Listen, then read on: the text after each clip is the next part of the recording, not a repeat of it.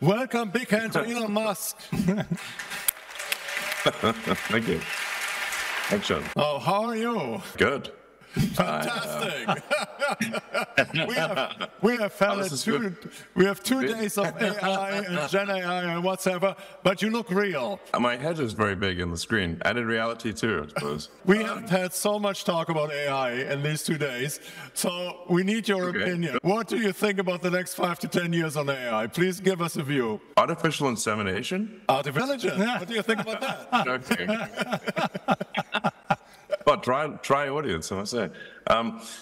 Yes, artificial intelligence is certainly going to profoundly change the world. I mean, one of the most significant ways is self-driving. So we've been putting a lot of effort into self-driving technology for cars. You don't see it quite as much in Europe because we first have to make it work in the US before we increase the complexity of trying to make it elsewhere in the world. But I think we're quite close to having the car be fully autonomous. So for example, like right now, I'm in Austin, and if I wanted to drive, say, to the airport, the car could take me to the airport with no interventions. And all it's using are digital neural nets, in other words, artificial intelligence, and cameras. So there's no LiDAR, radar, nothing. And in fact, if you think about how humans drive cars, humans are biological neural nets, and we use eyes. So it's the eyes and biological neural nets. The analog is digital. The analog for digital is cameras and digital neural nets. This is working remarkably well. It has been quite difficult to do this because it turns out that in order for this to work, the car has to really be quite fully intelligent. Really, as a subset, for example, it has to learn how to read everything and how to assess intention among drivers and pedestrians. Right. So you end up creating sort of a baby artificial general intelligence to solve this. But this will obviously be extremely profound.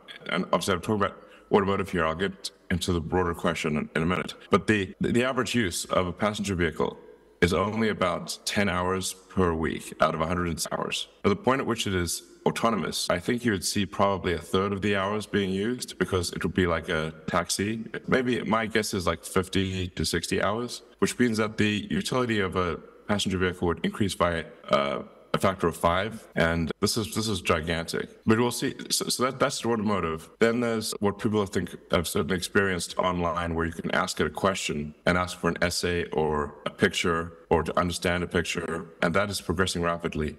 What I'm seeing in terms of AI compute is I've never seen any technology advance faster than this. The artificial intelligence compute coming online appears to be increasing by a factor of 10 every 6 months. Like, obviously that cannot continue at such a high rate for forever, or it will exceed the mass of the universe, but I've never seen anything like it. And this is why you see NVIDIA's market cap being so gigantic, because they currently have the best neural net chips. I mean, I think didn't NVIDIA's market cap exceed the GDP of Canada or something recently? Anyway, it was quite high. So, yeah. It may go higher, who knows? The chip rush is bigger than any gold rush that has ever existed. So, and then there will also be robots, like humanoid robots, not just sort of industrial robots we are of course familiar with. You use industrial robots, we use industrial robots, everyone does. But they're programmed explicitly, and they don't walk around. But Tesla, for example, with the Optimus program, is making a humanoid robot that is capable of doing almost anything a human can do. I mean, I just hope the robots are nice to us. We hope so too, Elon, that the robots will be nice to us. And maybe, let's say, in this regard, because you are working on what can we expect of, let's say, support which is going to come, maybe also a little bit with regard to production, because in the Bosch Connected World we were also discussing application of AI, Gen AI, into production in order to boost productivity. Maybe a couple of thoughts on this one too. Well, the plus side of AI is that I think productivity will increase dramatically. So across every field, whether it be manual labor to supply chain logistics, there's already a lot of movement to use chatbots, like sophisticated chatbots for customer service, for example, where they can answer quite complex questions already. But I think we really are on the edge of probably the biggest technology revolution that has ever existed. There's supposedly a sort of a Chinese curse, may you live in interesting times. Well, we live in the most interesting of times, the most interesting. And for a while there, it was making me a bit depressed, frankly, because I was like, well, will they take over? Will we be useless? But then the way that I reconciled myself to this question was, would I rather be alive to see an AI apocalypse or not? And I'm like, I guess I'd like to see it.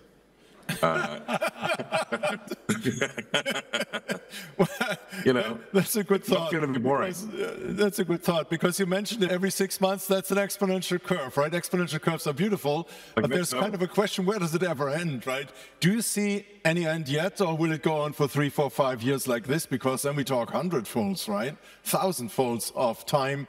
Yeah, that's why I said obviously.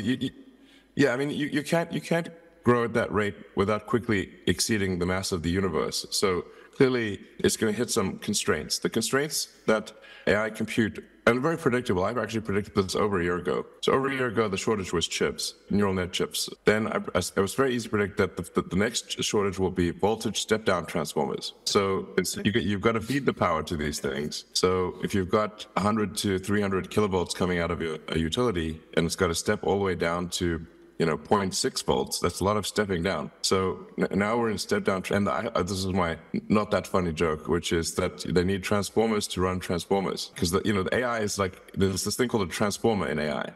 It's a neural, I don't know, it's a combination of sort of neural nets, and they're running out of transformers to run transformers. Then the next shortage will be electricity. So I think next year you'll see the electricity, that they just can't find enough electricity to run all the chips. I mean, during the chip crisis, we certainly all did have many contacts. Fortunately, we were able to master it together. Of course, we all would like to avoid a second chip crisis. But with regard to your comment on power demand, we all know today vehicles have 3 to 4 kilowatt power demand for the peripherals, but this is continuously going up. And Tesla has recently launched the Cybertruck, which I believe is mostly coming with 48 volt. Do you see this as a, let's say, further disruption of automotive industry, another technology change within automotive? Yeah, I think, the automotive industry has been living with 12 volts for a very long time, a century roughly. I think it started off as 6 volts, and then they needed a more powerful starter motor, and then they doubled it to 12 volts, although it's actually more like 13.7 volts. You're right. Absolutely. Yeah. And the bus voltage actually varies a lot for those, since there are probably some electrical engineers in the audience. It's like 12 volts is a very rough approximation. But it's really kind of a arbitrary low voltage. And if you look at, say, power Ethernet, it's running at 50 volts or roughly 48 volts. And we set it at 48 volts because anything really above that, you start to run into regulatory concerns. And power Ethernet is, like I said, roughly at that level. But the advantage of obviously quadrupling the voltage is that you can substantially reduce how much copper or conductor is used in the car. So you can use very small copper wires for, it's roughly a quarter, not exactly a quarter, but roughly a quarter as much copper is needed for 48 volts as for 12. So I think it's a logical move. That's really the next step for the low voltage architecture for the car. I think ultimately long-term all cars will be 48. It's interesting that many people love electric vehicles and want to have them, but some are harmed by a missing infrastructure. That would be the same actually as the thing. We will have lots of chips ready, but we will not have the power to operate them. There's a race between infrastructure and technology right now. And you're also certain technology may win, which is a problem because actually infrastructure should win. We should have all the infrastructure we need. Is that correct? Yeah. Are you talking about like sort of charging infrastructure for cars and that kind of thing? Well, the reason Tesla developed the sort of global supercharger network was specifically to address that point, the point you're making, which is people need to be comfortable that they can travel long distances and charge their car wherever they go. Unfortunately, electricity is almost everywhere, and so it's not all that rare unless you're really far out in the countryside or something. So yeah, you need you need the charging infrastructure and the electricity to charge electric cars. In fact, the simultaneous growth of electric cars and AI, both of which need electricity, both of which need voltage transformers, actually I think is creating a tremendous demand for electrical equipment and for electrical power generation. Maybe one more question, Elon, with regard to new vehicle designs coming to the market. Of course, you cannot share with us confidential secrets, but anyways, what are the things you believe, let's say, we will see over the next years in the market?